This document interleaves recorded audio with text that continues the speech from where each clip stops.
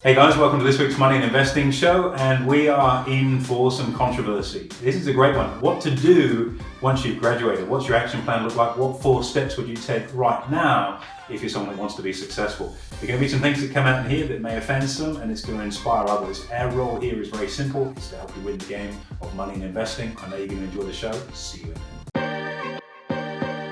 Hey guys, welcome to this week's Money and Investing Show with me, your host, Andrew Baxter, and as always, my offsider, Mr. Mitchell Laurential. Thank you, Mr. B, and your offsider is super fired up right now. We've been having a conversation all morning. It's going to be a very confronting broadcast. I might let you kick this one off. I'm a little nervous. Look, it is. It's hot off the press, and it certainly is going to be one that is confronting, and you're either going to like or loathe me by the end of this, and I can live with either of those outcomes. And I don't say that from a position of arrogance or lack of care.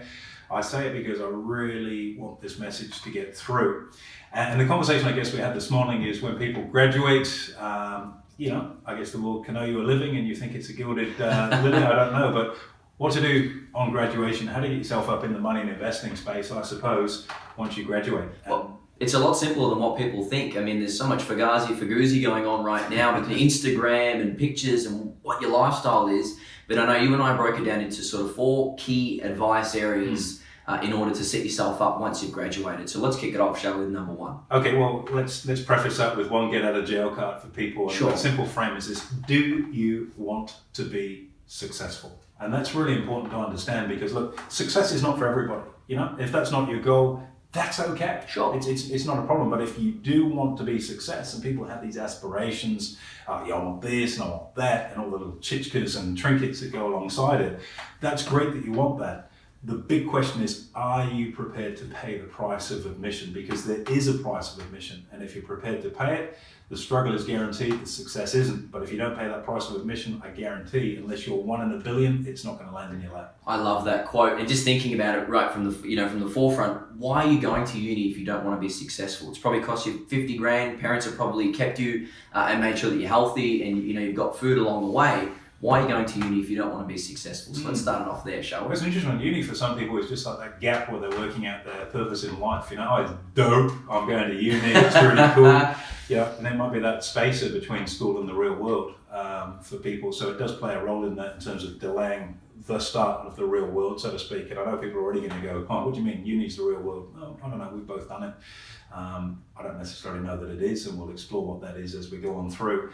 But yeah, for some people it is a stopgap, and for others it's a very, very important springboard into what their intention is post-uni. Yeah, I guess it comes down to what subjects you've read. If you're looking to go into law, for example, you've probably read a law degree and your career path is mapped out. If you're going to be a doctor, you've probably done medicine and your career path is mapped out. But for many people, they've done a broader base degree to have the piece of paper, and trust me, it's a valuable piece of paper. I don't know how many applications we get a week here. I don't get to see them. A lot. But it's a thing that opens the door to get that conversation running. So don't get me wrong, it is a very, very valuable piece of paper. And if it's in a broad-based social science or whatever it might be, it doesn't matter. It's shown that you've got application, you can pass, you're reasonably smart in theory. Absolutely, and it's a key to opportunity because let's face it, I mean, you and I wouldn't be working together if I hadn't have been at uni when we met, somewhat 2 or 3 years ago. So it should be the springboard of the start of your journey because yes, it may be a fun time where you can drink a few beers and have parties and whatnot, but ultimately knuckling down, getting the best grades you can so that you can get a good job, start earning what you want to be earning is the key. So I had a great time at uni, make no mistake about it. And we all do. And it's a huge period where you're growing from being at school to being out of the family home in most cases, and you're discovering yourself. And look, I had a great time, and I won't say bore you, excite you, titillate you with some of the stories and adventures I got on, but also worked out. I got a Bachelor of Science with honours and walked out the door. I was 20 when I got my degree and cracked straight into the workforce. And I know you've gone down a similar pathway. So you graduated Finance. First in my class. First in your class, modest as well, and with honours. And that's the springboard that's going to get you in the door. That's why you're here, because you've shown your demonstrable ability to knuckle down and get on with it, and that's something that's now leapfrog forward, considerably in terms of what we do. So, what areas we're going to break this down into? I mean, there's 3 or 4 key things. So, what do you got for me? Number 1, you've just finished uni. Start learning. That was the main piece of advice you gave me, and it's so applicable. It's so true. Isn't it interesting? You got that day, and I remember seeing my parents as the first person in my family to go to uni, and I think I'm still the only one that made it there. That day you got the mortarboard on and you got the scroll wrapped under the arms of the family photos. You look at the pleasure and joy that are on your parents' face and you think, yeah, got this, man, and it's great. And you Sure. should feel good. You've worked hard, you deserve it. But that's actually where the journey of learning starts. It doesn't finish. And I think so often I agree. People come out, they've got letters after their name, I'm the coolest kid in town, I know all this stuff. The reality is you know nothing about the real world, and that is the reality of it. You have to start learning. And if you compare your journey here, so you did a finance degree, so very much related to the trading space that you're working on. Sure. How's learning experience been for you, theory versus what goes on in the real world? They are so different, and I think I learned more here in the first month that I started versus what I learned, from a theoretical point of view. It's great to be able to derive Black and Scholes by hand on a piece of paper, but knowing how to read a trading screen and actually make money, for example, in this game was so crucial to my development. And I just think there's such a distinction between what you do at uni on paper and the lecture slides versus actually doing it in real life. And you love it. I loved it. We hired well, didn't we? A very important asset to our team, sincerely, and it's because you bring that energy and openness. No, but we don't get paid for what we know, we get paid for what we do, and you're quite right, being able to articulate and transform that theoretical knowledge from uni into real world. And I keep saying real world because there is a massive difference. Uni is a bubble. I did an economics and finance degree. I cut my chops working in the City of London as a trader, and it's day and night from what you learn. Sure, that stuff is important and it is the background, but it's only the background. It's what's actually going on real time, certainly in our industry. Absolutely. Which is what it's all about. So start learning is the advice I'd give someone on day one when they finish uni. And that might seem like an oxymoron. If you're not sure what an oxymoron is, you should look it up. Look it up. You'd obviously go to uni if you don't know what it is, right? So an oxymoron, it would seem I've already done my learning. No, it starts. And I think back to important people in my life, and like my good mate and mentor, Robert Kiyosaki, and he's always maintained, you never go to work to earn, you go to work to learn. And it's so true. Wow, that's a really good segue into the next point that I've got here. So start learning, number one. When you finish uni, you're back at ground zero. Most importantly though, start earning. Absolutely. Start getting some money through the door. It's, the whole notion of I finished uni, I'm going to go and sort of think about what I want to do. I don't want the pressure of having to earn. The reality is get a job. I can't say it any clearer than that. Get a job for a couple of reasons. One, get the money coming in. Even if the job becomes your side hustle because you've got plans to do your own little gig on the side, get earning by getting a job. Learn while you're going through that job as well. Do you know something? Take a job you hate. Why? Because it's going to give you some really good motivation to get away from that and build your side hustle up to something you actually do want it to be. Sure. And a lot of people, I've got to conform and I don't want to have someone telling me what to do. Well, grow up and get in the real world, because following rules and being told what to do is what part of life is all about. Confronting as it is, it's true. And if you don't like what I'm saying, how do you feel about driving around on the road? Right? If there were no rules, if it was Montessori day where people can do whatever they like on the road, drive on whatever side, as fast or as slow as they want, under the influence or not, wear a blindfold, wear a tutu from a ballet school if you want. Anarchy. What will we have? Anarchy. Exactly right. Do yourself a favor. Stay away from my Lambo if you can drive around like that. But the reality is that is what happens. You need to have structure and process and learn discipline. And again, it's no different to training at the gym. You and I train there, me not as much as you obviously, and I need to do more of it. Those calluses on our hands from lifting weights are great, but you've got to have a callus in your brain, that muscle memory of structure and process.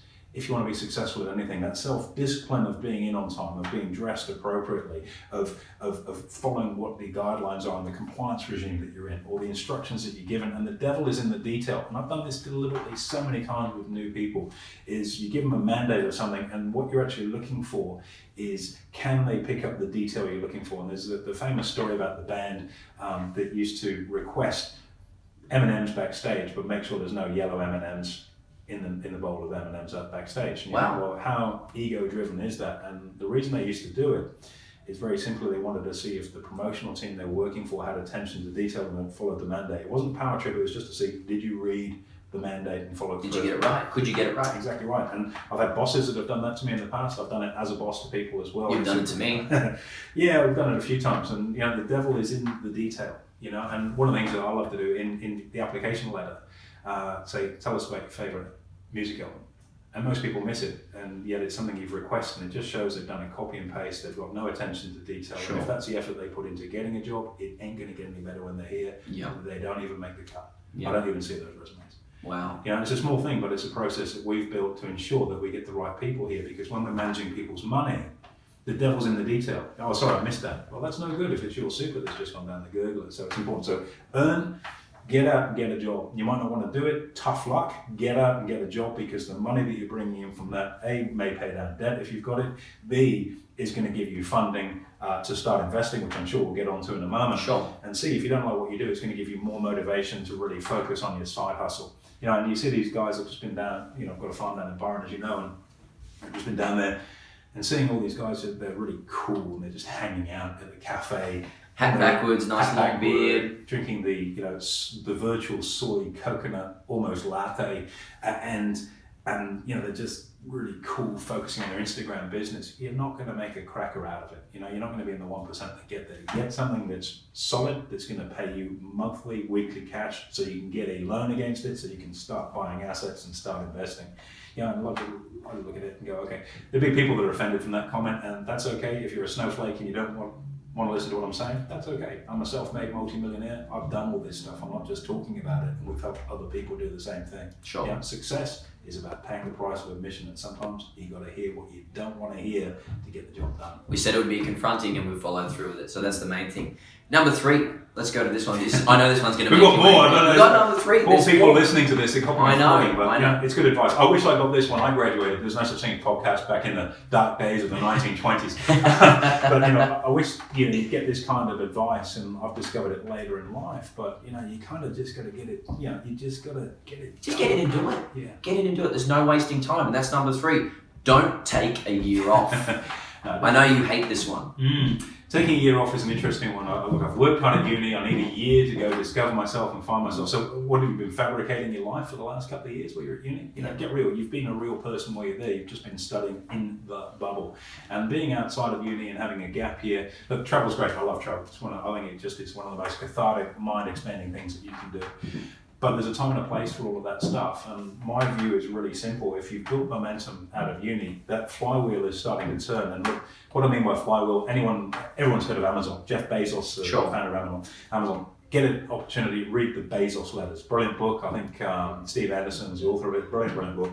And what Bezos talks about is the flywheel. When you've got that momentum and the flywheel's turning, you just keep that thing moving further and further. And that's how they've been able to build the empire that they have, 600,000 stuff. That's crazy. So when you've got momentum, keep it going. If you've built up a habit of going to the gym every day, or maybe not swearing, or giving away coffee, saving, once you've got that habit, it becomes a self-fulfilling thing. Don't do anything to disrupt it. So you finish uni, you're in that sort of ethic of studying and learning and being hungry. Flopping around the world, being a glassy, nothing wrong with that, or bumping tables in a restaurant, or bumming around or doing your charity, whatever it might be is great, but it's such an opposite of what you're going to need to get back into when you come back, which is to start work. Well, if that's not where you see yourself, if you see yourself as a successful person in finance or business, whatever it may be, traveling the world and bumping tables is not going to help you get there. You've got life experience, though. You know how to pick up 4 or 5 plates in a row and not drop glasses. It's life experience, right? I just think you can get that from doing the job that you should be doing. I take myself personally, this is not to, boost my own bubble or whatever the saying is, but, my last exam when I was at uni was on a Saturday. I wrote the exam. I think I finished at 2 or 3 o'clock in the afternoon. Monday morning, I was in the office here at 7:30, ready to go full time. Absolutely. There's one day interim, and I love it because there's no wasted time. You just go bang, bang, bang. I think you're also fortunate. I'm not going to say lucky, because you're certainly not lucky. You've worked hard to earn the opportunity that you've got, but you enjoy what you do. So this isn't suddenly tying yourself into a salt mine of selling yourself for money and something you don't want to do. You're actually following what you want to do, but that's by design. It hasn't happened by accident. You've actually made it work that way. So, kudos to you for that. Thank you. And that hunger of, right, got the paperwork in uni out of the way, let's get started in the real world. Yeah. Is what it takes. That's why you'll be retired by the time you're 30. That's how you go. This is out of interest. What was your experience? So when you graduated uni, what was your next steps after that? How quick was it? I graduated in a massive recession, and there weren't many jobs around when I graduated in the UK. That was in 1992, and I was applying for hundreds of jobs. To give you an idea, Shell, I think they were hiring like 9 graduates a year. I graduated. They normally hire about 300 or something a year. Tough so times. Tough. So my backup plan was actually going to join the Royal Marines. I had my paperwork all ready to go. Wow. Do my officer's commission and join the Royal Marines. My cousin's in the Marines. We've got a couple of clients down in Veal that have served as well. And it's a regiment that means a lot to me and my family. And I was ready to go there. And as fortune would have it, I ended up getting picked up for a job in financial markets off the bat. So I graduated when I was 20. and I started work straight pretty When much you were 20? Yeah, within about a month of graduating, I actually started work. Yeah, And it helped you propel your career forwards? look, I got my head down. I look at my 20s. I bought my first property, and then I bought other properties as well. So I got properties in London. I had a job. I'm not going to say I had a good paying job because I certainly didn't start there, but I worked very hard and capitalised on the opportunity that I had. Sure. And I made some great money and I had a lot of property, and life is good because you got the journey started. Don't get me wrong, it wasn't all work and no play makes you a dull boy. I had a lot of fun along the way. And I think you've got to have that counterbalance in there.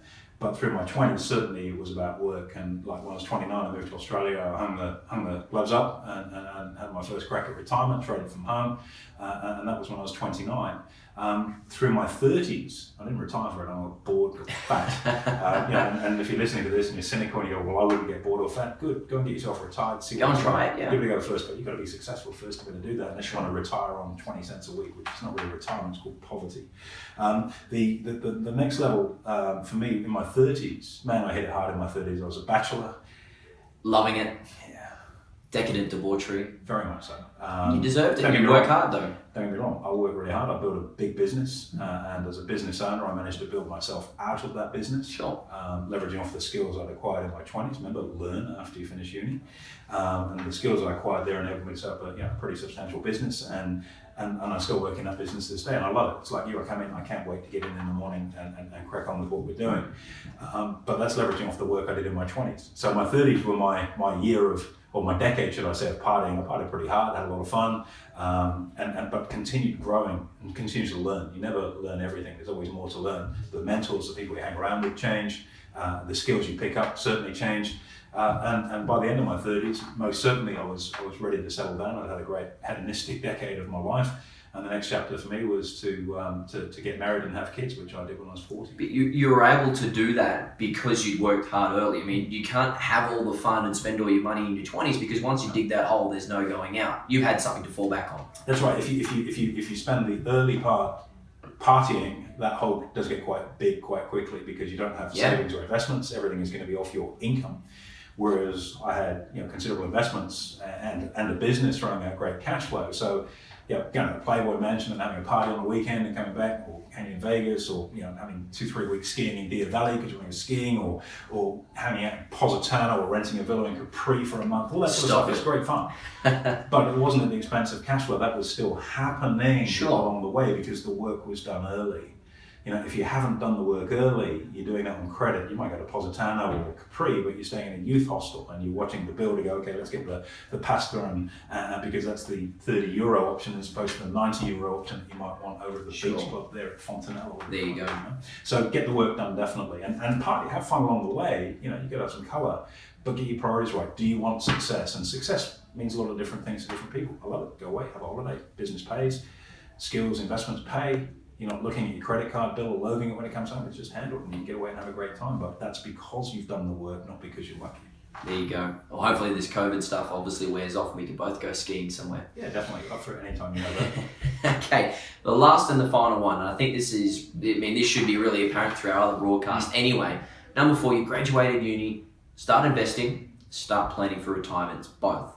What are your thoughts? Get started straight away. And the worst thing, I've just finished uni and you're already talking about retirement. There's some old duffer here that's talking about a few war stories from when he was working in the 90s. What would he know? Well, maybe I don't know him.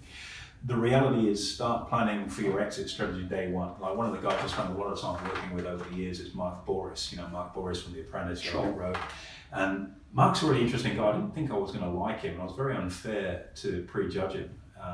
He's a very different person to what you think. And Mark's whole philosophy with everything, particularly in business, but life, is to work on the exit strategy before you start. The difference is he gets started. It's not, when I get started, I want to exit. He just gets started, but the view is, how do I take this down to exit? Whether it's listing a company, selling out, whatever it might be. Okay. Focus on the exit. So the end is in mind. It's that horizon mindset that we talk about. Which is part of the reason why he's been so successful. And as I say, he's very different to what I expected. Sure. And I'm almost embarrassed to say that I prejudged him. You're a better man for being honest. Now, in regard to that, think about 20 straight out of uni, retirement seems like years away, and guess what? It will be if you don't get started. Whereas if we talk about getting started day one on the B of the bang, like I said, my goal for you, I don't know what your goal is for you, but my goal for you is to help get you in a position by the time you're 30 to be out of the game, if you want to be. That's You'll probably carry on because you've got a great work ethic, but you've got choices, rather like me. I could be out of the game, but it's a choice to stay in it because I enjoy it. Now, that doesn't happen by accident, so get working, get your asset base building up, not just in terms of super and retirement planning, but also that extra income to get your first investment property, to buy your first shares, because they're the things that are going to enable you to party hard and enjoy all the color that comes along with life without worrying about the credit card bill that is just based on your earnings because you've taken the time to build the assets. And those assets are rather like the flywheel that Bezos talks about. When those assets are turning around and all you're doing is adding more in, the flywheel just turns more and more and spits off more cash flow. It's exponential and only goes up from there. And people forget how actually easy it is to start. It's more of a mental thing than a financial thing. I mean, it's not that hard to save up $5,000 over 6 months and plonk it into an ETF. Well, you would think it would be. I mean, you just throw that up, save up $5,000, plonk it into an ETF, and some people, if only, I don't have $5,000 in my name, I've got 500. Well, make your goal today to make it 501 tomorrow. Sure. Yeah, because the sooner you start, even if it's small, that momentum, that habit of saving, and we talked about this, I think, probably one of the first podcasts we did on goal setting. That habit of just getting started, take the obstacles away. It's hard. Okay, everything's hard. Just do it. Yeah, just everything's hard. So just start. Don't think it. Don't overthink it. Just say, okay, if you've got $500 to your name today, see if you can make it 501 tomorrow and 502 the day after, and then start to get greedy. Make it 505 the day after that, and 510 after that, and get that wheel turning around. Put into play budgeting, because you don't have money. It's either because you don't have income, in which case start earning, or you spend more than you earn, in which case you need to start budgeting and pulling it back. It's nice to have nice things. We all love that sort of stuff, but at the end of the day, they don't add up to a hill of beans. Because if you lose your job and you're under financial duress, was that watch or holiday or flash pair of shoes all you thought it was going to be? And I know this sounds like so boring. It's not boring. It's a game. It's just a mental game that you're playing against yourself. And so wherever you're starting, whether it be ground zero, let's say you're starting at minus 500. You don't understand. I'm in debt. I've got hex debt. Great. That's why you need to get a job and get that paid off. Because as long as you've got a millstone of debt hanging over your head, you don't have direction or control of your life, because somebody else can pull the rug on you anytime when they call that debt in. You got to get it cleared off. Yeah. Oh, do I have to? Yes, it's your obligation. You were happy taking the money to pay for yourself to go through your studies. Now it's time to pay it back. You have to do it. And there's a really, really famous quote that I think it particularly pertains to this situation is, yesterday you said tomorrow. Get it done. Just get in there, start saving, start earning, start carving your future in the way that you see it. Look, AB, we are coming to the end of the broadcast now. Time is running out. I know 4 points. We're going to 4 points. We could go on forever. But look, if anyone wants any more advice, of course, they can book in a time to chat to either one of us or our team, of course. But are there any final words to those people who just graduated uni, those 4 points and beyond? What do you say? Look, just let us in. I think this whole notion of learning is very, very important. And some of the things I might have said might be clumsily phrased. And if it's offended you, I'm really sorry, Snowflake. Because if that's the worst you're going to hear in your life, you're out to get a really shock when things really start to cut up out there. And I don't say that to be condescending. You just got to call it as it is. The reality is, the process for winning the game of life, and it is a game, you've got to know what the rules are. You can't win any kind of game without knowing the rules. And money and success, if that's what you're after, let's finish with what we started with. Sure. If that's what you want, there is a price of admission. And we've just talked about 4 of the points that are the price of admission. If you don't want success, that's okay too. And again, not everyone is destined for the same thing in life. People all have different goals and aspirations. Maybe, I just want to be happy. Okay, that's cool. That's okay. But when you've got nowhere to live and you've got no food and you don't have any clothes and you're driving around in a bomb, it's pretty stressful. That might make you happy, and if it does, you've got a really easy, simple life. Good on you. I hope that works for you. But if you're one of those people that wants more and you dream of having more and you spend your time on social media scrolling through to see this cool life that everybody else has, most of it's fake, but you're scrolling through and looking at all that sort of stuff, and that's what you want, step up and grab it, because life will go really quickly. We talk about that decade of 20 to 30 or 20 to 29 for me. That decade went past in a heartbeat. I look back now and I spent a lot of time working hard, and I spent a lot of time having fun too, don't get me wrong. But that went in a heartbeat. It's a couple of thousand days. It's not even that, is it? What is it? Yeah, it's a couple of thousand days at work. Right? Buckle down for 2,000 days, set yourself up for the rest of your life. And if you're dreaming about this, but you're not prepared to pay the price of admission, well, it'll just be a dream. Now, there's a huge difference between goals and dreams. Goals are just dreams with deadlines. And the deadline that we're setting in this is start now. Whether it's to start working so you can earn and learn, make sure, don't work for money, don't work to earn, work to learn. Number 2, just get started straight away. Number 3, don't disrupt your momentum. Don't take a gap year, tempting as it is. And these days with the travel restrictions, it's pretty hard anyway. You can get Sunshine Coast. Go to Wagga Wagga or the back of Burke or something like that. There's your gap year. Don't do that. Take this opportunity, even though times are tough. Well, there's no jobs. Make a job for yourself, manufacture it, make it so compelling someone has to hire you. Give you a piece of advice on, or anyone listening, a piece of advice on that. Now, I got given this from somebody, and it's very true and it works. I'll come and work for you for 3 weeks for free. I don't care what you give me to do, let me come in and show you what I can do. Please give me this opportunity. Whatever you want me to do, 3 weeks, I'll come in for free. Make it a month. For another week as well. And it becomes extremely difficult as an employer when somebody's come through the door and they've done stuff and you go, well, this person's committed, they've read the small print, they haven't fallen for the tricks, they've got attention to detail. You are significantly more likely to hire that person because they're also part of the family than you are from someone that's outside of it. And my first job was exactly that. I got a job with a temping agency while I was waiting for my start in financial markets. And the company that I was working for had a recruitment ban. They were not recruiting anybody from outside, only internally. And because I was in there tempering for an agency, I used to see the job sheet that used to come out, they just printed this before email. and it would come through and say, these are all the vacancies in, and I applied for one of the jobs. And HR said, oh, we can't hire you. And I said, well, why? So we don't work here. I said, well, I'm standing in the building doing this job here, past the security screen. Knocking on the door, hire me. I'm already here. And I argued and argued and argued that I was already in there. And they said, and they did.